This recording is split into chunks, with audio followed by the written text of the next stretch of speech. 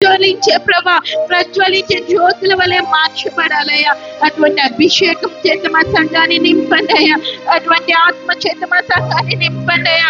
మీరు లేవనెత్తండి అయ్యా. నీ రాకడ కొరకు మా సంఘం ఆయుధపడగలిగిన సంఘంగా ఉండాలయ్యా. విడిచిపెట్టబడే సంఘంగా కాకుండా నీ రాకడలో ఎత్తబడగలిగిన సంఘంగా మార్చబడటకు మీ కృపను దయచేయండి అయ్యా. అటువంటి అభిషేకం చేత మా సంఘాన్ని నింపి ఏడంతల ఆత్మాభిషేకం చేత నీ దాసుని మీరు వాడుకొని నడిపించి ప్రభా, సమస్త ఘనత మహిమ నీకే ప్రభావం చెల్లిస్తూ బలహీనులైన ప్రతి ఒక్కరిని ఆయా అనారోగ్యాల చేత ప్రభ, సమస్యల చేత కృంగిన వారిని లేవనెత్తి బలపరిచి ప్రభా, నేనున్నాను భయపడవద్దు అనే ధైర్యం చేత అభయహస్తము చేత మమ్మల్ని ముందుకు నడిపించుకొని మీ యొక్క షకీన మేఘంలో మమ్మల్ని అందరినీ దాచి భద్రపరిచి నడిపించుకోనమని మా ప్రభును త్వరలో రాని యేసుక్రీస్తు వారి ఉన్నతమైన శ్రేష్టమైన నామం అడిగి వేడుకుంటున్నాం తండ్రి. ఆమేన్.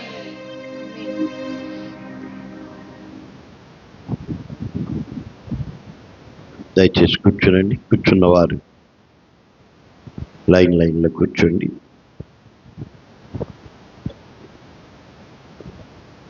కూడి ఉన్న మనందరం కూడా మన చేతులెత్తి దేవుని నామానికి స్తోత్రం చెల్లిద్దాం. హల్లెలూయా. ఉత్సాహంతో దేవునికి స్తోత్రం చెల్లిద్దాం.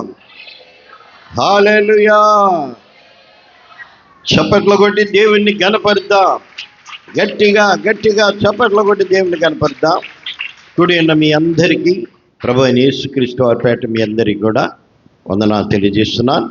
ఈ సమయంలో మనం దేవుని వాక్యాన్ని మనం ధ్యానం చేసుకుందాం. పరిశుద్ధ గ్రంథంలో ఉండి హెబ్రీయులకు రాసిన పత్రిక 4వ అధ్యాయం 16వ వాక్యాన్ని మనం చదువుకుందాం.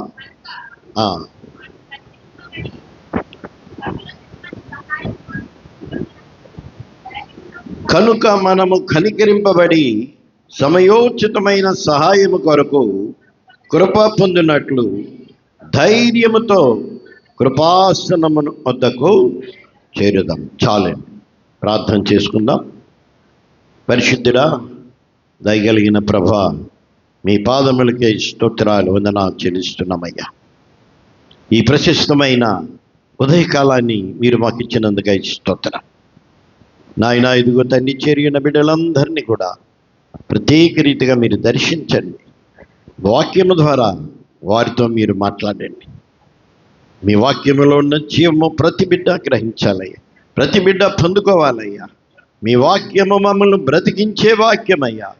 అట్టి వాక్యము ద్వారా ప్రతి బిడ్డను మీరు బలపరచండి నాయన. ఇదిగో ఈ ప్రాంగణం అంతా మీకు అప్పగిస్తున్నానయ్యా. ఏ చీకటికి, ఏ శాతానికి, ఏ దుష్టుడికి ఇక్కడ అధికారం లేకుండా అగ్ని ప్రాకారాన్ని కాపుదలుగా మీరు ఉంచమని ప్రార్థిస్తున్నాను నాయన. ఎదురాడుచున్న అంధకార శక్తులను, దురాత్మ శక్తులను నజరేయుడైన యేసుక్రీస్తు వారి నామములో తొలగి పొమ్మని ఆజ్ఞాపిస్తున్నాం ప్రభా. అపవాది వాడి క్రియలన్నీ నజరేయుడైన యేసుక్రీస్తు వారి నామములో లయమైపోవును గాక. మీ సన్నిధిని మాతో ఉంచండి. వాక్యం ద్వారా మీరు మాతో మాట్లాడండి. యేసుక్రీస్తు వారి అతి శ్రేష్టమైన నామములో ప్రార్థించి వేడుకొని పొంది ఉన్నాము తండ్రి. ఆమేన్. అందరూ మరొకసారి చప్పట్లు కొట్టి దేవుణ్ణి కనపరుద్దా. గట్టిగా చప్పట్లు కొట్టి కనపరుద్దా. బయట ఒక్కరు మాత్రమే ఉండి మిగిలిన వారు లోపలికి రండి. ఒక్కరు మాత్రమే బయట ఉండండి, మిగిలిన వారు దయచేసి లోపలికి రండి. మరి దేవుని వాక్యాన్ని విని దేవుని వాక్య ప్రకారం జీవించడానికి మనం సిద్ధంగా ఉండాలి. గత వారాల్లో మీకు మందసాన్ని గూర్చి నేను చెప్పాను. ఎంతమంది విన్నారు మందసాన్ని గురించి? మందసాన్ని గురించి విన్న వాళ్ళ చేతులెత్తి స్తోత్రం చెల్లిద్దాం. మందసం మన హృదయాన్ని చూపిస్తుంది. దేవుడు ప్రత్యక్ష గుడారములో మందసానికి దేవుడు ఒక ప్రాముఖ్యతను దేవుడిచ్చాడు. అది అతి పరిశుద్ధ స్థలములో ఉంది. మందసం ఒక పెట్టె లాంటిది, దాని మీద కరుణాపీఠం. అందరు చెప్పండి నాతో, కరుణాపీఠం. ఈ కరుణాపీఠం అనేది దాని మీద మూతలాగా ఉంటుంది. దాని మీద కెరూబులు నిలబడి ఉంటాయి, రెక్కలు చాపి ఉంటాయి. ఇది అతి పరిశుద్ధ స్థలములో మనం చూసే దృశ్యం. మీకు అనేక సార్లు చెప్పాను, ప్రత్యక్ష గుడారములో 3 భాగాల్లో ఉండే వస్తువులు. ఆవరణలో ఇత్తడి గంగాళము, బలిపీఠము. పరిశుద్ధ స్థలములో చెప్పండి, సన్నిధి రొట్టెల బల్ల, దీపవృక్షము, దీప స్తంభం. దీపవృక్షము,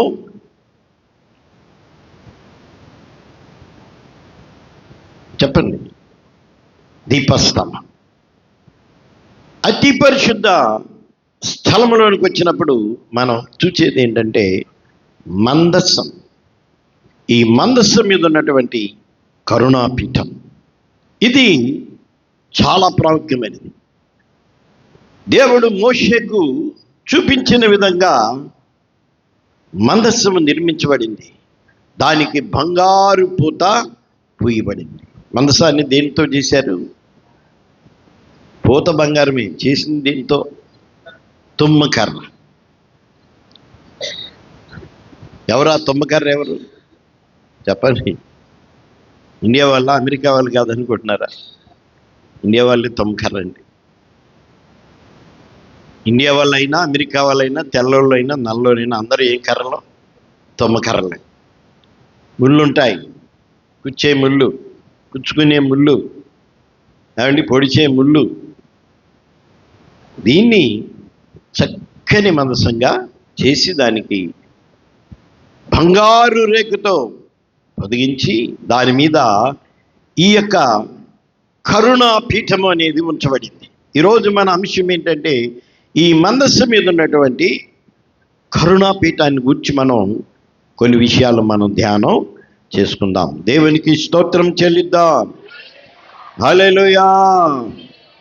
ప్రత్యక్ష గుడారంలో ప్రతి వస్తువు కూడా ఎవరిని చూపిస్తుంది? చివరికి అడు దీనికి ఇటు దీనికి ఎవరిని చూపిస్తుందంటే యేసు ప్రభువునే చూపిస్తుంది.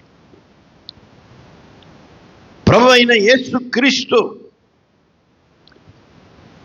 ఆయన యొక్క ప్రత్యక్షత ప్రతి దానిలో కూడా మనం ప్రత్యక్ష గుడారంలో మనం చూడగలుగుతాం. దేవునికి స్తోత్రం చెల్లిద్దాం. మందస్సము అనేది మన హృదయాన్ని చూపిస్తే, పైన ఉన్నటువంటి కరుణా పీఠము అనేది ఎవరిని చూపిస్తుంది? ఎవరిని చూపిస్తుందంటే ప్రభు అయిన యేసుక్రీస్తును, మరి ముఖ్యంగా ఆయనలో ఉన్న కృపను ఆ కరుణాపీఠం చూపిస్తుంది. దేవునికి స్తోత్రం చెల్లిద్దాం. హల్లెలూయా. ఈ మందసం పైనటువంటి కరుణాపీఠం పడిపోకుండా దాని చుట్టూ ఏముంటుందంటే బంగారు జవ చేయబడి ఉంటుంది. ఈ పెట్టి మీద ఉన్నటువంటి ఆ మూత, కరుణాపీఠం అనే మూత పడిపోకుండా దాన్ని ఏం చేస్తారంటే ఒక బంగారు జవతో దాన్ని భద్రం చేస్తారు, అది జారి పడిపోకుండా. దేవునికి స్తోత్రం చెల్లిద్దాం. హల్లెలూయా. ఈ కరుణాపీఠం దేవుని కృపను చూపిస్తే, యేసు ప్రభు యొక్క శిలువలో ప్రత్యక్షమైన కృపను చూపిస్తే, ఈ బంగారు జవ ఏం చూపిస్తుందంటే అది జారిపోకుండా పడిపోకుండా జాగ్రత్తగా చూసుకో, కాపాడుకో. దేవుని కృప చేత నీవు రక్షించబడ్డావు. దేవుని కృప చేత నీవు పాపములో నుండి విడిపించబడ్డావు. శాపకరమైన జీవితం, పాప జీవితం నుండి దేవుడు నిన్ను విడిపించాడు. ఆయన కల్వరి రక్తము, ఆయన కల్వరి శిలువలో కార్చిన రక్తము ద్వారా ఒక కృప నీ మీద విడుదల చేయబడింది. ఆ కృప చేతనే నీవు రక్షించబడ్డావు. అపోస్తులైన పౌలు గారు అంటాడు, పూర్వము నేను దూషకుడును, హింసకుడును, హానికరుడైన నన్ను నమ్మకమైన వానిగా ఎంచి బలపరిచిన ప్రభు అయిన యేసుక్రీస్తుకి నేను కృతజ్ఞుడను. దేవునికి స్తోత్రం చెల్లిద్దాం. మనం కూడా ఎలాగుండాలి? అలాగే ఉండాలి, కృతజ్ఞత కలిగి ఉండాలి. అయ్యో, ఒకప్పుడు నేను త్రాగుబోతునే, ఒకప్పుడు నేను దొంగనే, ఒకప్పుడు నేను అక్రమ సంబంధంలో జీవించానే, ఒకప్పుడు నేను పాపం వెంట పరిగెత్తానే. ఆ శాపమంతా దేవుడు తొలగించి ఆయన రక్తంలో నన్ను కడిగి ఒక మనిషిగా చేసి, ఒక పరిశుద్ధినిగా చేసి దేవుడు నన్ను నిలబెట్టాడు. దీన్ని నేను అంతవరకు నేను కాపాడుకోవాలి. ఇది జారిపోకూడదు, పడిపోకూడదు. ఈ బంగారు జావ ఏం చెప్తుందంటే, దేవుని కృపలో నుండి నీవు జారిపోవద్దు. దేవునికి స్తోత్రం చెల్లిద్దాం. హల్లెలూయా. కాబట్టి కరుణాపీఠం మనతో చెప్తున్న మాట ఏంటంటే, కృపచేతనే నీవు రక్షించబడ్డావు, కృపచేతనే నీవు రక్షించబడ్డావు. కాబట్టి ఈ కరుణాపీఠం ఏం చేస్తుందంటే, ఈ మందస్సులో ఉన్న వస్తువులన్నిటినీ కప్పి ఉంచుతాం. ఈ మందస్సులో ఉన్న వస్తువులు 3 వస్తువులని మనం ధ్యానం చేశాం. 3 వస్తువుల్లో మొట్టమొదటిది ఏమిటంటే 2 రాతి పలకలు.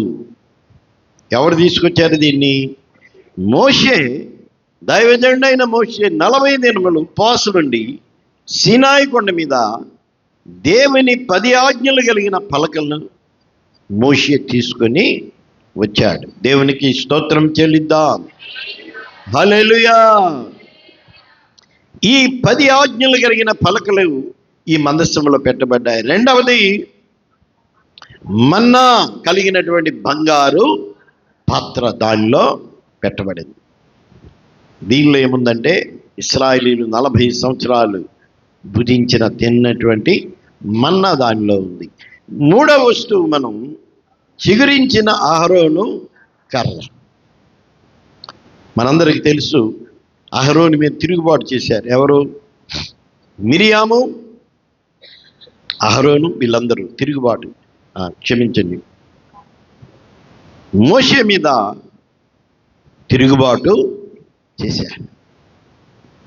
సనుక్కున్నారు, గనుక్కున్నారు. నీవేనా నాయకుడి? మేము నాయకులం కాదా అని శనిగారు, గొనిగారు. అప్పుడు దేవుడు మరి 12 కర్రలను తీసుకొని రమ్మని అక్కడ పెట్టినప్పుడు ఎవరి కర్ర చిగురించిందంటే అహరోను కర్ర చిగురించి. కాబట్టి దేవుని యొక్క సంకల్పం, దేవుని యొక్క చిత్తం, దేవుని యొక్క ఉద్దేశం ఏమిటంటే, ప్రతి సేవకుడు కూడా సమర్పించబడిన వాడై ఉండాలి, సమర్పణ కలిగిన వాడై ఉండాలి.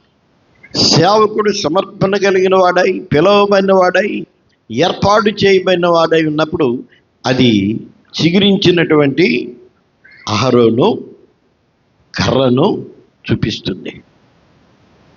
ఈ చిగురించిన అహరోను కర్ర సమర్పణ కలిగిన దైవ సేవకుణ్ణి చూపిస్తుంది. కాబట్టి అహరోను కర్ర ఈ యొక్క మన్నా పాత్ర, అదేవిధంగా దేవుడిచ్చిన ఆజ్ఞలు కలిగిన పలకలు, ఇవన్నీ కూడా అతి పరిశుద్ధ స్థలములో ఉంచబడ్డాయి. దేవునికి స్తోత్రం చెల్లిద్దాం. హల్లెలూయా. కాబట్టి కరుణాపీఠం వీటన్నిటినీ ఏం చేస్తుందంటే కప్పి ఉంచుతుంది. దేవునికి స్తోత్రం చెల్లిద్దాం. ఉదాహరణకు రాతి పలకలు ఏం చెప్తున్నాయంటే, వాటిని చూస్తే ఇశ్రాయేలీయులు 30 లక్షల మందిగా ఐగుప్తు దేశంలో నుండి బయలుదేరి వచ్చి సీనాయి కొండ మీద మోషే 40 దినాలు ఉన్నప్పుడు కింద ఉన్న ప్రజలందరూ అహరోను మీద తిరుగుబాటు చేశారు. అహరోను మీద తిరుగుబాటు చేసి మాకొక దేవతల విగ్రహాన్ని ఇచ్చాయి, మేము ఆరాధన చేసుకోవాలి. మోషే ఇక లేడు. మోషే ఉంటే ఈ పాటికి వచ్చేవాడే.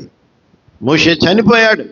కాబట్టి మాకేం కావాలి? ఒక నాయకుడు కావాలి, ఒక దేవత కావాలి, ఒక రూపం కావాలి, మమ్మల్ని నడిపించే దేవత ఇదే అని మేము చెప్పుకోవడానికి కావాలి అని అహరోను మీద ఏం చేశారు? ఒత్తిడి చేశారు. ఎంత ఒత్తిడి చేశారంటే ఇక చంపేస్తారేమో, వాళ్ళ మాట వినకపోతే చంపేస్తారేమో అన్నంతగా ఒత్తిడి చేశారు. అప్పుడు అహరోను అన్నాడు, మీ దగ్గర ఉన్న బంగారం తీసుకురండి అన్నారు. చూడండి, బంగారం తీసుకురండి, ముక్కుల్లో ఉన్నది, చెవుల్లో ఉంది, మెడలో ఉంది, నడుముకు ఉంది, చేతులకు ఉంది, అన్నీ తీసుకొచ్చేసారు. చూసారు ఎంత భక్తితో? అదే జీవం కలిగిన దేవుడికి వేయండి బంగారం అన్నాం అనుకోండి, ఒక్కరు తీస్తారా? చెప్పండి. జీవం కలిగిన దేవునికి వేయండి అన్నారు, ఒక్కరు మాట్లాడు, అలా బిగించుకొని చూస్తారు. మా బంగారం అంతా అక్కడే. చాలామంది ఏం చేస్తారంటే సాతాను ఆరాధన చేసేటప్పుడు చాలా చాలా చాలా ఉదారంగా ఉంటారు. దేవుని దగ్గరికి, జీవం కలిగిన దేవుని దగ్గరికి వచ్చేసరికి బిగబట్టుకొని ఉంటారు. మీరు గమనించారా? సాతాను ఏం చేస్తుంది? వాళ్ళ చేతులు ఏం చేస్తుంది? కట్టి వేస్తారు. కొంతమంది పిసినారిగా ఉంటారు. జీవం కలిగిన దేవుడి దగ్గరికి వచ్చినప్పుడు నువ్వు ఎలాగ ఉండాలంటే ధారాళంగా ఉండాలి. ఈ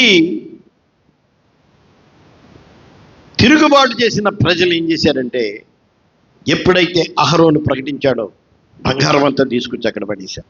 చేయండి, మాకు మంచి దూడను మాకు చేయండి. అహరోను ఏం చేశాడు? ఒక బంగారు దూడను చేసి వారికి నిలబెట్టి, ఇదే మిమ్మల్ని నడిపించిన దేవత అని చెప్పినప్పుడు వారు దానికి ఆరాధన చేయటం ప్రారంభించారు. చూడండి, ఈ మందస్సంలో ఉన్నటువంటి ఈ పలకలను చూసినప్పుడు ఏమి జ్ఞాపకం వస్తుందంటే వాళ్ళు చేసినటువంటి పాపం, వాళ్ళు చేసినటువంటి తిరుగుబాటు ఎంత భయంకరమైందో ఈ పలకలు చూడగానే జ్ఞాపకం వస్తాయి. ఎందుకో తెలుసా? ఈ పలకల్ని మోషే మొట్టమొదట ఏం చేశాడంటే కోపించి మొట్టమొదట తీసుకొచ్చిన పలకలను ఏం చేశాడు? పగలగొట్టాడు. అంతగా మోషే కోపం వచ్చింది. మరలా 40 దినాలు వెళ్ళి కొండ మీదకి వెళ్ళి ఆ సీనాయి కొండపై 40 రాత్రులు 40 పగళ్ళు ఉపవాసం ఉండి మరొక 2 పలకలను, దేవుని ఆజ్ఞలు కలిగిన పలకలను తీసుకొని వచ్చాడు. దేవునికి స్తోత్రం చెల్లిద్దాం. హల్లెలూయా. ఈ పలకలు చూడగానే గుర్తొచ్చేది ఏంటంటే వారు చేసిన పాపం, వారు చేసిన తిరుగుబాటు, వారు చేసినటువంటి అక్రమము స్పష్టముగా జ్ఞాపకం వస్తుంది. కొన్నిసార్లు మనం వెళ్తాం, ఎక్కడికి వెళ్తాం? మ్యూజియంకి వెళ్తాం. మ్యూజియంకి వెళ్ళగానే ఇదిగోండి రాజుగారు యుద్ధం చేసిన కత్తి, అక్కడ ఇంత బారు కత్తి పెడతారు. అది చూడగానే మనకి ఏమొస్తుంది? రాజుగారు ఇంత భయంకరమైన యుద్ధం చేశాడా, ఇంత భయంకరమైన యుద్ధం చేసి గెలిచాడా అనేది మనకి జ్ఞాపకం వస్తుంది. ఈ మందసంలోని వస్తువులు కూడా 3 వస్తువులు కొన్ని విషయాలు మనకి జ్ఞాపకం చేస్తున్నాయి. ఆ పలకలు వారు చేసిన తిరుగుబాటును, పాపాన్ని జ్ఞాపకం చేస్తున్నాయి. రెండవది మన్నా కలిగినటువంటి బంగారు పాత్ర. ఈ మన్నా దేన్ని తెలియజేస్తుందంటే దేవుని చిత్తాన్ని తెలియజేస్తుంది. వారేం చేశారు? దేవుని చిత్తమునకు వ్యతిరేకముగా, దేవుని ఉద్దేశానికి వ్యతిరేకంగా మోషే మీదను అహరోను మీదను వారు సనిగారు, గొనిగారు, తిరుగుబాటు చేశారు. వాళ్ళు నడిపించబడుతున్న మార్గము దేవుని చిత్తమని వారు గ్రహించలేదు. ఇది దేవుని చిత్తం. పాలు తేనెలు ప్రవహించే దేశానికి వెళ్ళడం ఏంటది? దేవుని చిత్తం అని గ్రహించకుండా తమ స్వచిత్తాన్ని చేయటానికి పూనుకున్నారు. ఎక్కడికి వెళ్ళాలంటే ఇప్పుడు ఐగుప్తుకు వెళ్ళగోలేని వారాయి ఐగుప్తుకు వెళ్ళిపోవాలి. మన జీవితంలో కూడా అనేక సార్లు దేవుని చిత్తం ఏంటో గ్రహించకుండా మన స్వచిత్తం, మన సొంత ఉద్దేశ్యముని మనం చేయబోనుకుంటాం. దీన్ని ఏం చేస్తుందంటే, ఈ పాపాన్ని ఏం కప్పి ఉంచుతుంది? పైన ఉన్నటువంటి కరుణాపీఠం కనపడకుండా కప్పి ఉంచుతుంది. మీరు తిరుగుబాటు చేయలేదా? దేవుని మీద ఎప్పుడు పోట్లాడలేదా? ఏమండి, దేవుని చిత్తానికి వ్యతిరేకంగా ప్రవర్తించలేదా? మరి దేవుడు మిమ్మల్ని అందరిని బయటికి వెళ్ళగొట్టేసాడా? వెళ్ళగొట్టలే. ఎందుకని? పైన కరుణాపీఠం ఏం చేస్తుంది? దాన్ని కప్పి ఉంచుతుంది. నీ తిరుగుబాటు, నీ అవిధేయత, నీ పాపం, నీవు దేవుని మీద సనిగిన సనుగులు, దేవుని చిత్తానికి వ్యతిరేకంగా నీ జీవించిన జీవితం, అది చాలా భయంకరమైంది. కానీ దాన్ని కప్పి ఉంచేదే కరుణా పీఠం. ఆయన ప్రభువైన యేసుక్రీస్తు యొక్క కృప. అందరూ చెప్పండి, యేసుక్రీస్తు యొక్క కృప. గట్టిగా చెప్పాలి, దేవుని కృప. దేవుని కృప. నిజంగా మనం ఈ రోజున ఈ విధంగా ఉన్నామంటే ఆ మూత ఏం చేస్తుంది? మనల్ని కాపాడుతూ ఉంది. దేవుడు నిజంగా మన అవిధేయతను, మన తిరుగుబాటును, మన దేవుని చిత్తానికి వ్యతిరేకంగా చేసిన పనులను ఆయన దృష్టిస్తే మనల్ని ఉమ్మివేయాలి. కానీ అలా ఆయన చేయలేదు. ఈ కరుణాపీఠం ఆ విధంగా కాపాడుతూ ఉందని మనం జ్ఞాపకం చేయాలి. మూడవది ఏముంది దానిలో? చిగురించిన అహరోను కర్ర. ఇదేం చెప్తుందంటే, దేవుని సేవకులకు వ్యతిరేకంగా మాట్లాడిన మాటలు, దేవుని సేవకునికి వ్యతిరేకంగా మాట్లాడిన సనుగులు, కొనుగోలుని ఇది జ్ఞాపకం చేస్తుంది. ఈ కర్రను చూడగానే ఏం గుర్తు చేసుకోవాలి? ఆ రోజున మీరు శనిగారు కదా, గొనిగారు కదా, వ్యతిరేకంగా మాట్లాడారు కదా, అసలు ఈ పరిశుద్ధ స్థలములో ఉండే అర్హత మీకు ఉందా అనేది మనకు ఈ అహరోను కర్ర జ్ఞాపకం చేస్తుంది. దేవునికి స్తోత్రం చెల్లిద్దాం. ఒక విధంగా మనం ఆలోచిస్తే మనం అర్హత లేని వారమే. ఏ అర్హత లేని మనలను కరుణాపీఠం ఏం చేస్తుంది? కప్పి ఉంచుతుంది, దాచిపెడుతుంది, కనబడకుండా. కాబట్టి క్రొత్త నిబంధనలో ఉన్నటువంటి కృపే దీనికి సాదృశ్యంగా కనబడుతుంది. కరుణాపీఠం అనే దానికి హీబ్రూ పదములో ఒక చక్కని మాట ఉంది. ఆ మాట ఏమిటంటే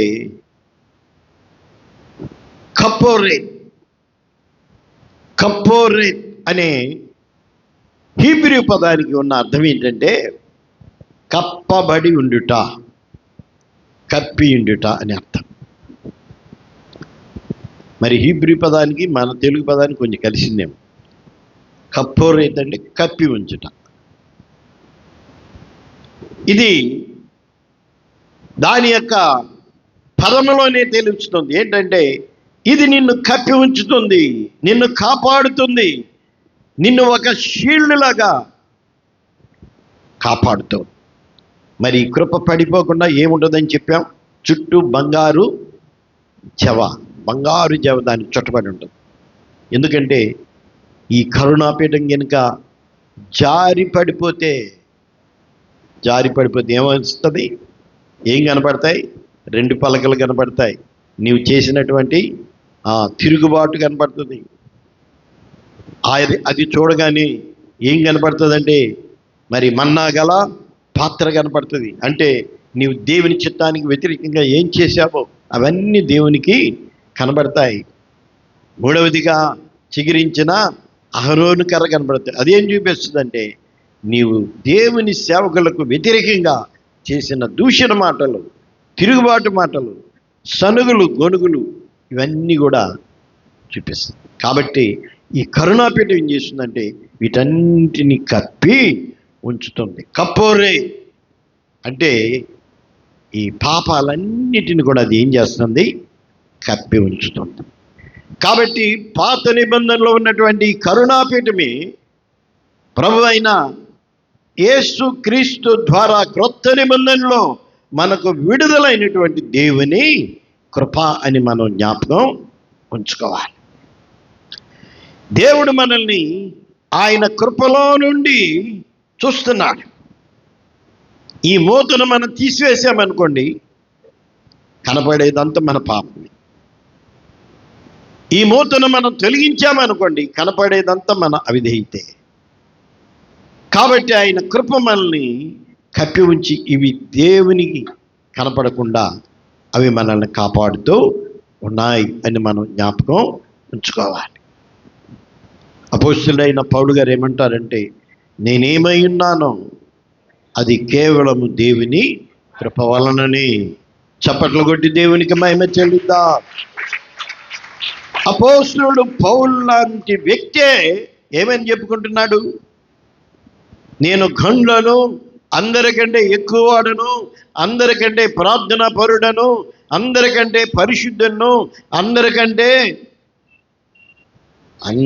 ఎక్కువ పత్రికలో రాసిన వాడను, అందరికంటే అపోస్తలులందరిలో నేను టాప్ మోస్ట్ అని చెప్తున్నాడా?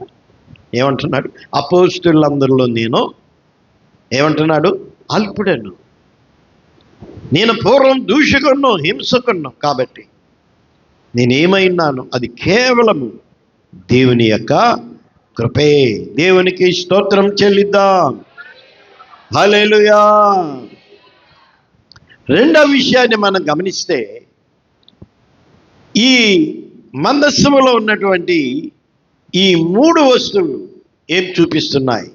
రెండవ కోణం. ఒకటి, మన పాపం మనకు గుర్తు చేస్తున్నాయి. రెండవది ఏం చేస్తున్నాయంటే దేవుణ్ణి మనకు జ్ఞాపకం చేస్తున్నాయి. రెండు రాతి పలకలు ఏమని చూపిస్తున్నాయంటే దేవునికి మన యందు ఉన్న ప్రేమ వాత్సల్యాలను చూపిస్తున్నాయి. దేవుడు లోకమును ఎంతో ప్రేమించాడు. ఆయన లోకాన్ని ఎంతో ప్రేమించాడు. ఈ రెండు పలకలు ఏం తెలియజేస్తున్నా అంటే నీవు దేవుణ్ణి ప్రేమించాలి, అలాగే నీ పొరుగువాన్ని కూడా నీవు ప్రేమించాలి. ఎందుకనగా మన దేవుడు ప్రేమ కలిగినటువంటి దేవుడు. దేవునికి స్తోత్రం చెల్లిద్దాం. హల్లెలూయా. ప్రేమ కలిగిన దేవుడు అని చెప్పి మనం ఏం చేద్దాం? ఆ ప్రేమని ఇతరులకు మనం పంచుతాం. నా దేవుడు ప్రేమ కలిగిన దేవుడు, నా దేవుడు ప్రేమించే దేవుడు అని చెప్తూ మనం వ్యక్తులుగా ఉండకూడదు, కానీ మన తోటి వారిని కూడా మనం ఏం చేయాలి? ప్రేమించాలి. అలాంటి మనసు ఉందా మనకి? ఉందండి. అలాంటి మనసు ఉందా? సహోదరుణ్ణి ఏం చేయాలి? ప్రేమించాలి. కొంతమంది ఉంటారండి, తోటి వారిని ఏం చేస్తారు? ఎక్కువగా ద్వేషిస్తుంటారు, దూషిస్తుంటారు. తామే భక్తిపరులం అనుకుంటారు, ఇతరులు అంత భక్తిపరులు కాదనుకుంటారు. నిజంగా ఈ కరుణాపీఠం లేకపోతే నీవు కూడా అలాంటి వ్యక్తివే, నీవు కూడా అలాంటి తిరుగుబాటు మనసు కలిగిన వ్యక్తివే. కానీ కరుణాపీఠం వల్ల నీవు కరుణించబడ్డావు.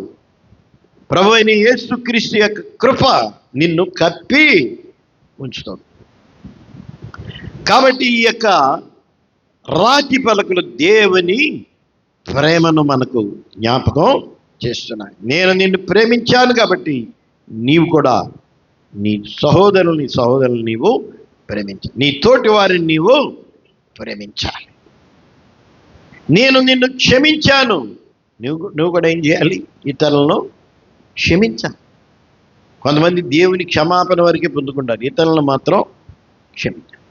దేవుడు నీ పట్ల ఏ ప్రేమ అయితే చూపించాడో ఆ ప్రేమని ఇతర పట్ల కూడా నీవు చూపించాలి. రెండవది మన్నా. ఇందాక మనం చెప్పుకున్నాం కదా, మనం దేవుని సంపూర్ణమైన చిత్తము చేయాలి అని మనకు జ్ఞాపకం చేస్తుంది. నీకు ఇచ్చిన జీవితాన్ని నీ ఇష్టానుసారంగా జీవించడం కాదు. కొందరు ఏమనుకుంటారంటే, నా జీవితం నా ఇష్టం, నా బ్రతుకు నా ఇష్టం అనుకుంటారు.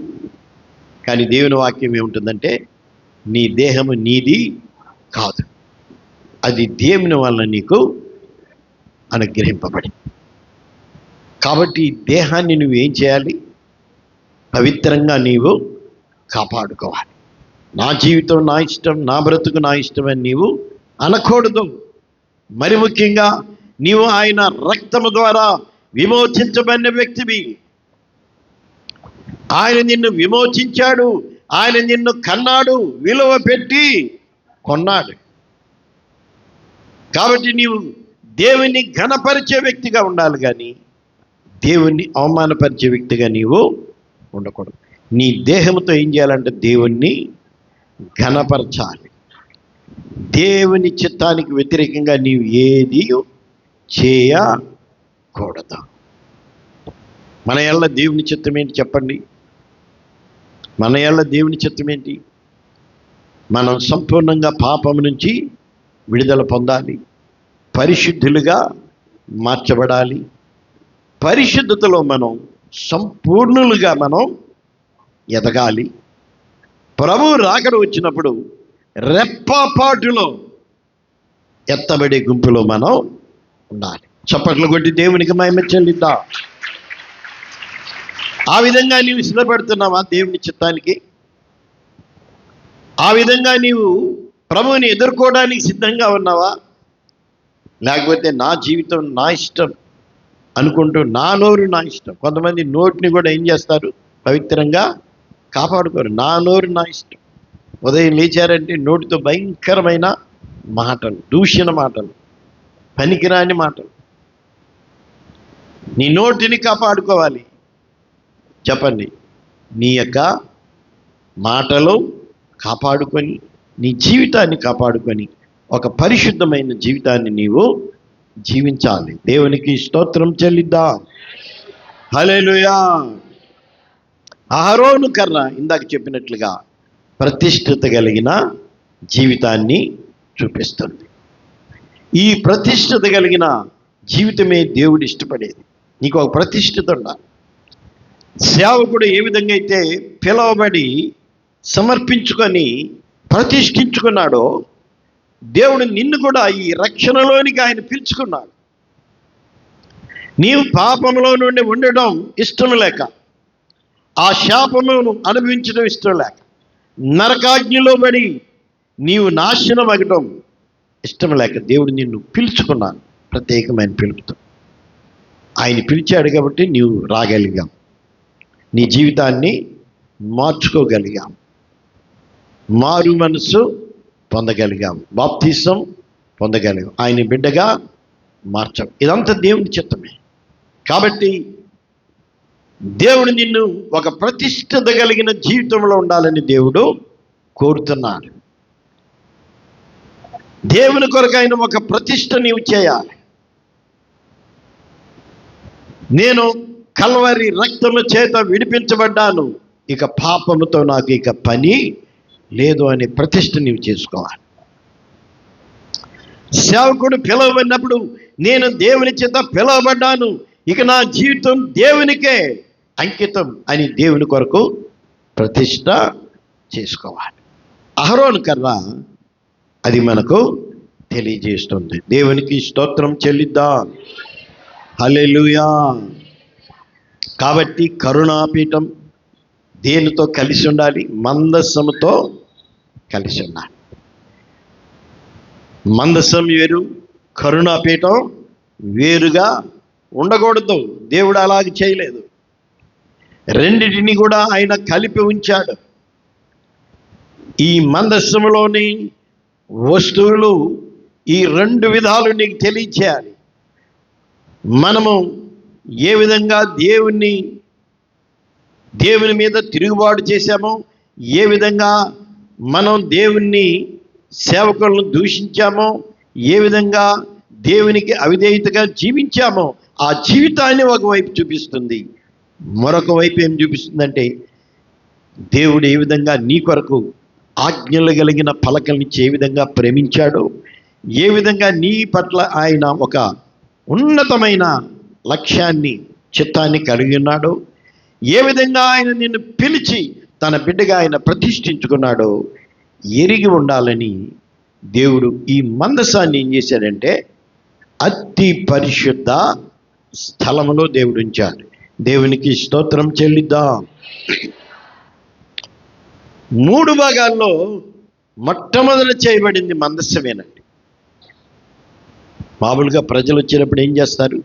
ఆవరణలోకి యాజకులు, పరిశుద్ధ స్థలములోకి ప్రధాన యాజకుడు మందస్సంలోకి రావాలి. మరి ముందు బలిపీఠం, ఇత్తడి గంగాలం అవి చేయబడ్డాయా? చేయబల్లా. ముందు ఏం చేయబడిందంటే మందస్సము, దాని మీద కరుణా పీఠం, దాని మీద రెక్కల చాపి ఉన్నటువంటి కెరూబు. దేవుని చిత్తమైతే ఈ కెరూబుల గురించి తర్వాత మనం ధ్యానం చేసుకున్నాం. ఈ కెరూబులు కూడా ఒక సందేశాన్ని మనకి ఇస్తున్నాయి. దేవుని పరిశుద్ధ స్థలములో ఉన్నటువంటి ప్రతి వస్తువు కూడా మనకేమిస్తుందో ఒక సందేశాన్ని ఇస్తుంది. పరిశుద్ధ స్థలములో, అతి పరిశుద్ధ స్థలములో ఆవరణలో ఉన్న వస్తువులన్నీ కూడా క్రొత్త నిబంధనలో మనకు ఒక సందేశాన్ని ఇస్తున్నాయి అని మనం జ్ఞాపకం ఉంచుకోవాలి. కాబట్టి ఈ మూత, కరుణాపీఠం అనే మూత తొలగిపోకుండా మనం ఏం చేయాలంటే మనం జాగ్రత్తగా దాన్ని మనం కాపాడుకుంటూ ఉండాలి. ప్రభు అయిన యేసుక్రీస్తు వచ్చినప్పుడు మనం ఆయన కృపలో దాచిపెట్టబడి ఉండాలి. ఆయన కృపను మనం పోగొట్టుకున్నామంటే ఏమైపోతామంటే రాకడలో మనం విడిచిపెట్టబడి పోతాం. కృప అనేది ఏమని పిలువబడిందంటే కృపా యుగం అని కూడా పిలువబడింది. ఈ యుగాన్ని మనం ఏమంటున్నాం? ఏ యుగం అండి ఇది? కృపాయుగం. ప్రభు కడబోర స్వభం వినపడింది అనుకోండి, కృప ఏమైపోయింది చెప్పండి? కృప వెళ్ళిపోతుంది పైకి, సంఘం వెళ్ళిపోతుంది, సంఘంతో కూడా దేవుని కృప కూడా వెళ్ళిపోతుంది. అలాగే జరగకముందు ఏం చేయాలి?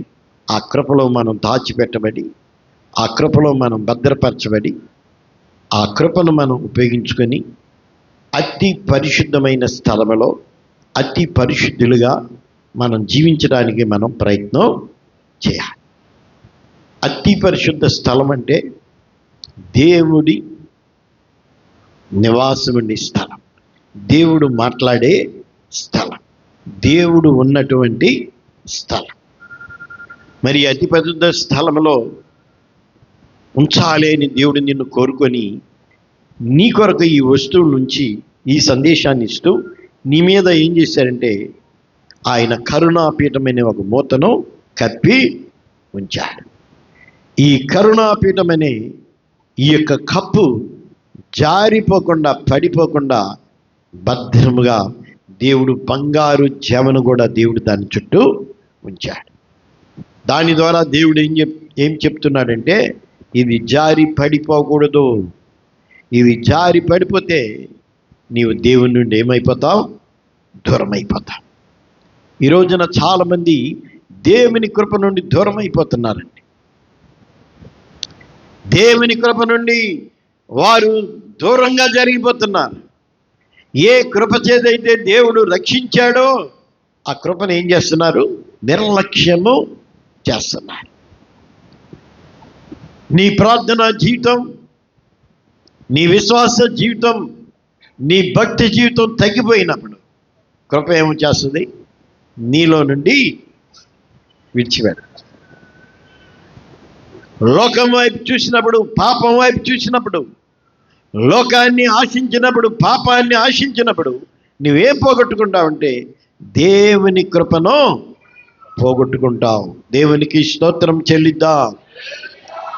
దేవుని కృప, దేవుని మహిమ రెండు కలిసి ఉంటాయంట. అతి పరిశుద్ధ స్థలంలో ఏముంది? దేవుని మహిమ ఉంది. ఈ 3 స్థలాల్లో దేవుని మహిమ ఉన్న స్థలం అతి పరిశుద్ధ స్థలం.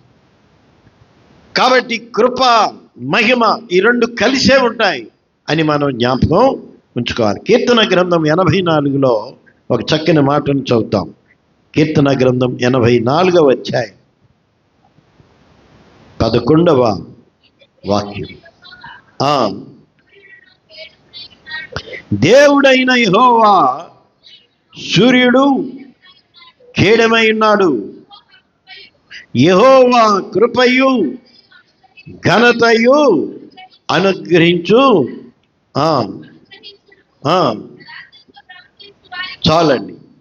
దేవుడైన యెహోవా ఏమనుగ్రహిస్తాడంట? మనకు కృపయు ఘనతను దేవుడు మనకి అనుగ్రహించే దేవుడు. దేవునికి స్తోత్రం చెల్లిద్దాం. హల్లెలూయా. ఇక్కడ ఘనత అని ఉంది, కానీ ఇది ట్రాన్స్లేషన్లో పెట్టిన మాట. మూలవాక్యంలో ఏముందంటే మహిమ అని ఉంది. కృప మహిమను అనుగ్రహించే దేవుడు మన దేవుడు. కాబట్టి ఆ కృపను మనం ఏం చేయాలంటే మనము నిత్యము కాపాడుకోవాలి. దేవునికి స్తోత్రం చెల్లిద్దాం. హల్లెలూయా. నేను కృపచేతనే రక్షించబడ్డాను, కృపచేతనే జీవిస్తున్నాను, కృపచేతనే బ్రతుకుచున్నాను అని దేవుని గురించి నువ్వు ఏం చేయాలి? మంచి సాక్ష్యము నీవు ఇవ్వగలగాలి. నీవు అలాంటి సాక్ష్యం ఇచ్చి దేవుణ్ణి ఏం చేయాలి? ఘనపరచాలి. దేవుణ్ణి ఏం చేయాలి? మహిమపరచాలి. నీవు దేవుణ్ణి మహిమపరిచిన కొలది నీకు ఇంకా మరింత ఎక్కువైన కృప నీకు అనుగ్రహించబడుతుంది. దేవునికి స్తోత్రం చెల్లిద్దాం. దేవునికి వ్యతిరేకంగా జీవించావనుకో, అవిధేయంగా ఉన్నావనుకో, దేవుని కృపను నీవు నిర్లక్ష్యం చేసావనుకో, నీవు దేవుని కృపను పోగొట్టుకుంటావు.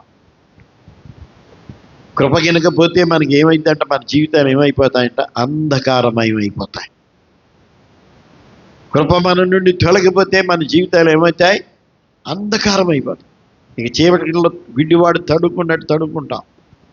ఈ రోజున కృప నీ మీద ఉన్న కాబట్టి నీవు చక్కగా జీవించగలుగుతున్నావు, ఆరోగ్యంగా ఉండగలుగుతున్నావు, భక్తిగా ఉండగలుగుతున్నావు, నీ యొక్క రక్షణను కాపాడుకోగలుగుతున్నావు, ప్రభు రాకడ కొరకు సిద్ధపడగలుగుతున్నావు. ఆ కృప కనుక నీ మీద లేకపోతే నీ జీవితం శూన్యమే, అంధకారమే. కొందరు కృపను ఏం చేస్తున్నారు అంటే నిర్లక్ష్యం చేస్తున్నారు.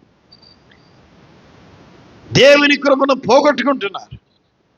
వారి నిర్లక్ష్యమైన జీవితం, వారి భక్తిహీనమైన జీవితం, పాపాన్ని ఆశించే జీవితం వల్ల దేవుని కృప నిన్ను విడిచిపెట్టి పోతుంది.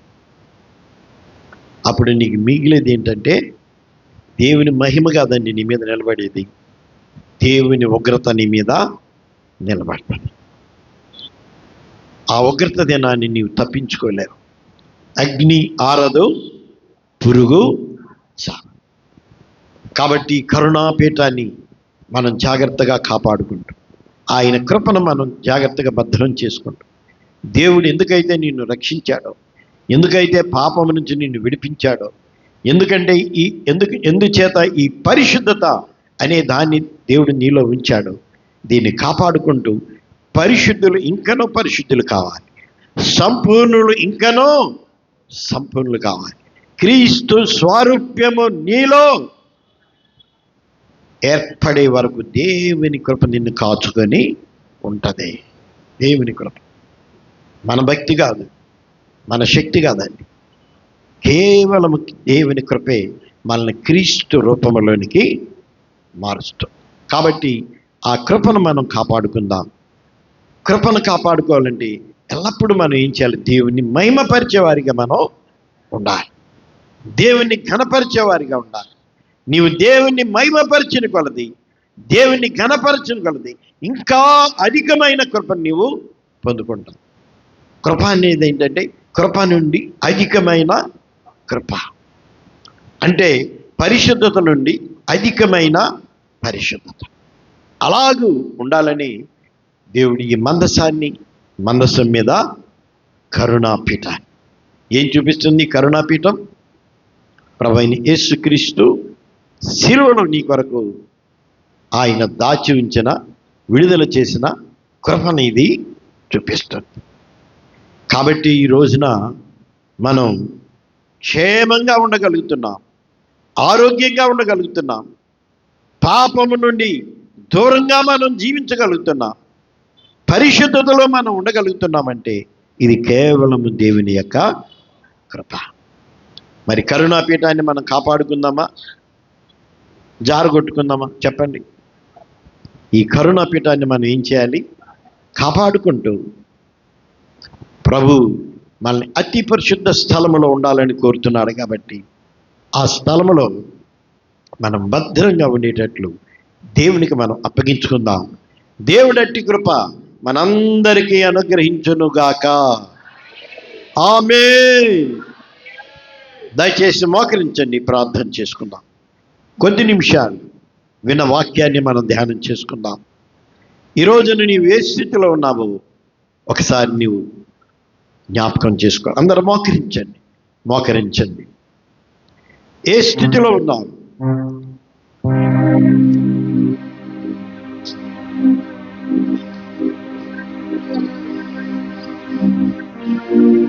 అందరు మోకాళ్ళ మీద ఉండాలి. నీవే విధంగా రక్షించబడ్డావు? దేవుని కృప ఏ విధంగా నీ మీద పనిచేస్తుంది? పూర్వం నీ జీవితం ఏంటి? ఇప్పుడు నీ జీవితం ఏంటి? లోకములో ఉన్నప్పుడు, పాపములో ఉన్నప్పుడు, శాపములో ఉన్నప్పుడు ఆయన కృప నిన్ను కాపాడింది. ఆ కరుణ పీఠం అనే యేసయ్య కృప మన యొక్క తిరుగుబాటు, మన యొక్క అవిధేయతను కప్పివేసింది. ఇశ్రాయేలీయులు బంగారు దూడను చేసుకొని దేవుని మీదే తిరుగుబాటు చేశారు. ఈ తిరుగుబాటు కనపడకుండా కప్పేదే కరుణాపీఠం. మన్నా నీవు దేవుని చిత్తానికి వ్యతిరేకంగా ప్రవర్తించిన ప్రవర్తనని నీకు చూపిస్తుంది. కానీ అది కనపడకుండా కరుణాపీఠం కప్పి ఉంచుతాడు. చిగురించిన ఆరోను కర్ర దేవుని కొరకై నీవు దేవునికి ప్రతిష్ఠించుకోవాలి. ఒక ప్రతిష్ఠ కలిగినటువంటి జీవితం, పరిశుద్ధత కలిగిన జీవితం, సమర్పణ కలిగిన జీవితం నీవు కలిగి ఉన్నావు. ఆ ప్రతిష్ఠ నీలో ఉందా అనేది మనం ఒకసారి జ్ఞాపకం చేసుకుందాం. ఆయన నిన్నెంతో ప్రేమించాడు, నీకు ఆజ్ఞలు ఇచ్చి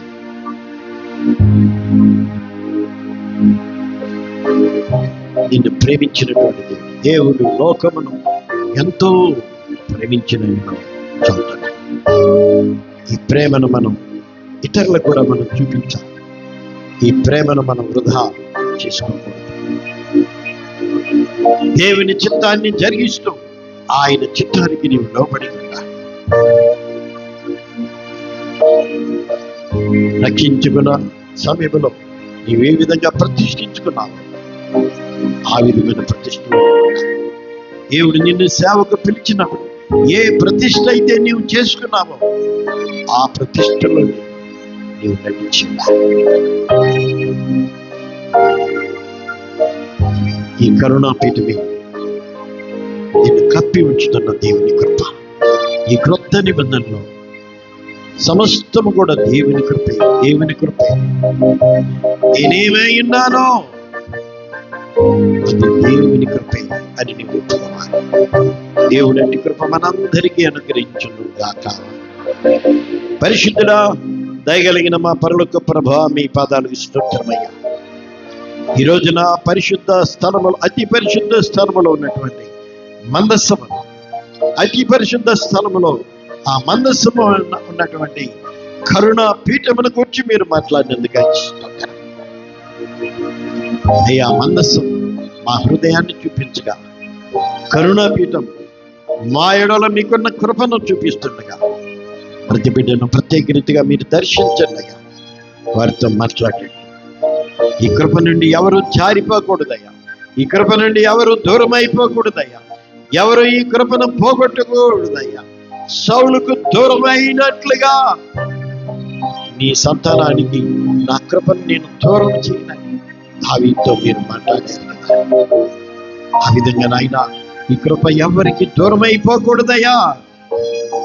ప్రతి వారిని మీ కృపలో భద్రపరిచి, మీ రాకడ కొరకై ఆయత్తపరిచి, కడబూర స్వరమే వినబడినప్పుడు కృపతో కూడా కలిసి మేము నాయన మంచి ఆకాశములకు మీ యొద్దకు చేరినట్టు సహాయం చేయండి.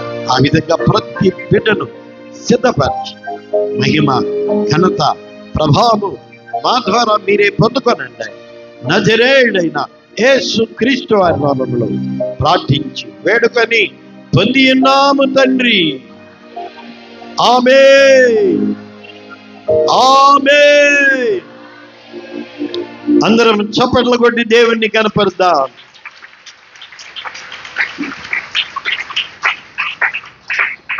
ఈ సమయంలో